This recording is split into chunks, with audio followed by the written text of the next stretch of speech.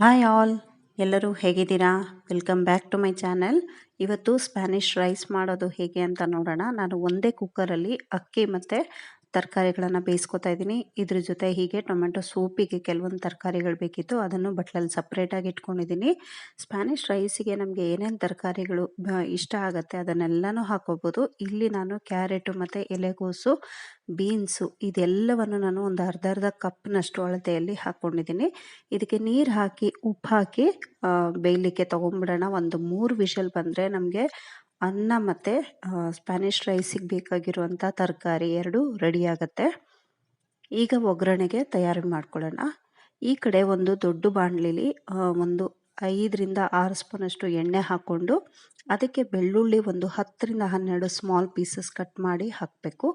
ಅದೊಂಚೂರು golden brown ಬಂದಮೇಲೆ ಒಂದು ದೊಡ್ಡ ಸೈಜು ಈರುಳ್ಳಿ ಅದನ್ನು ಉದ್ದುದ್ದಕ್ಕೆ ಕಟ್ ಮಾಡಿ ಅದನ್ನು ಹಾಕ್ಕೋಬೇಕು. ಇಲ್ಲಿ ಮೀಡಿಯಮ್ ಟು ಹೈ ಫ್ಲೇಮಲ್ಲಿ ಉರಿ ಇರಬೇಕು. ಈ ರೀತಿಯಾಗಿ ಕಲರ್ ಚೇಂಜ್ ಆದ ನಂತರ ಇಲ್ಲಿ ಕ್ಯಾಪ್ಸಿಕಮನ್ನು ಸೇರಿಸೋಣ.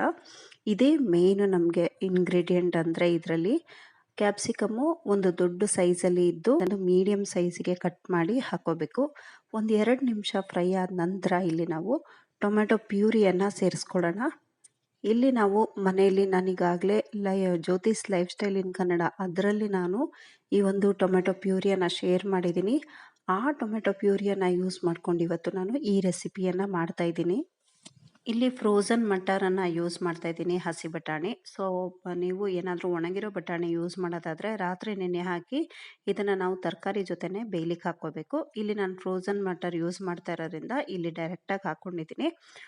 ಒಂದು 1/4 ಕಪ್ಪಷ್ಟು ಸೇರಿಸ್ಕೊಂಡು ಇದಕ್ಕೆ ಚೆನ್ನಾಗಿ ಒಂದು 2 ನಿಮಿಷ ಫ್ರೈ ಮಾಡಿ ನಂತರ ಇದಕ್ಕೆ ನಾವು 1.5 ಸ್ಪೂನಿಂದ 1/4 ಸ್ಪೂನಷ್ಟು ಖಾರದ ಪುಡಿ ಸೇರಿಸ್ಕೊಂಡು ಸುತ್ತ ಎಣ್ಣೆ ಬಿಡೋ ತನಕ ಇದನ್ನು ನಾವು ಬೇಯಲಿಕ್ಕೆ ಬಿಟ್ಬಿಡಬೇಕು. ನಂತರ ನಾವು ಈ ಬೇಯಿಸಿ ಇಟ್ಟಿರೋವಂಥ ತರಕಾರಿಗಳನ್ನು ಸೇರಿಸ್ಕೊಂಡಿರೋದು ತುಂಬಾ ಚೆನ್ನಾಗಿರುತ್ತೆ ಫ್ರೆಂಡ್ಸ್. ಖಂಡಿತ ಒಂದು ಸರಿ ಟ್ರೈ ಮಾಡಿ. ಮತ್ತು ಜ್ಯೋತಿಸ್ ಲೈಫ್ ಸ್ಟೈಲ್ ಇನ್ ಕನ್ನಡ ಈ ಚಾನಲನ್ನು ಯಾರಾದರೂ ಸಬ್ಸ್ಕ್ರೈಬ್ ಮಾಡ್ಕೊಂಡಿಲ್ಲ ಅಂದರೆ ಪ್ಲೀಸ್ ಸಬ್ಸ್ಕ್ರೈಬ್ ಮಾಡ್ಕೊಂಡು ಸಪೋರ್ಟ್ ಮಾಡಿ. ಮತ್ತು ಇಲ್ಲಿ ನಾವು ಗರಂ ಮಸಾಲವನ್ನು ಸೇರಿಸ್ಕೊಳ್ಳೋಣ. ರೆಸಿಪೀಸ್ ಇಷ್ಟ ಆಗ್ತಿದ್ರೆ ಪ್ಲೀಸ್ ಸಬ್ಸ್ಕ್ರೈಬ್ ಮಾಡ್ಕೊಳ್ಳಿ ಮತ್ತು ಲೈಕ್ ಮಾಡೋದನ್ನ ಮರಿಬೇಡಿ. ಫ್ರೆಂಡ್ಸು ರಿಲೇಷನ್ಸಿಗೂ ವಿಡಿಯೋನ ಶೇರ್ ಮಾಡಿ. ಲಂಚ್ ಬಾಕ್ಸಿಗಂತೂ ತುಂಬಾ ಚೆನ್ನಾಗಿರುತ್ತೆ ಈ ರೆಸಿಪಿ.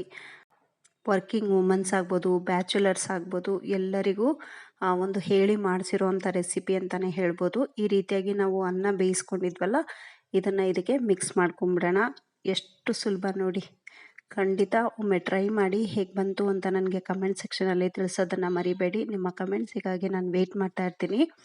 ಈ ಸ್ಪ್ಯಾನಿಷ್ ರೈಸನ್ನು ನಾವು ಮೊಸರು ಜೊತೆ ಅಥವಾ ರಾಯ್ತದ ಜೊತೆ ಇಲ್ಲ ಹಾಗೇನೂ ಕೂಡ ತಿನ್ಬೋದು. ತುಂಬಾ ಟೇಸ್ಟಿಯಾಗಿ ತುಂಬಾ ಚೆನ್ನಾಗಿತ್ತು. ಖಂಡಿತ ನೀವು ಟ್ರೈ ಮಾಡಿ. Thank you for watching. Have a nice day.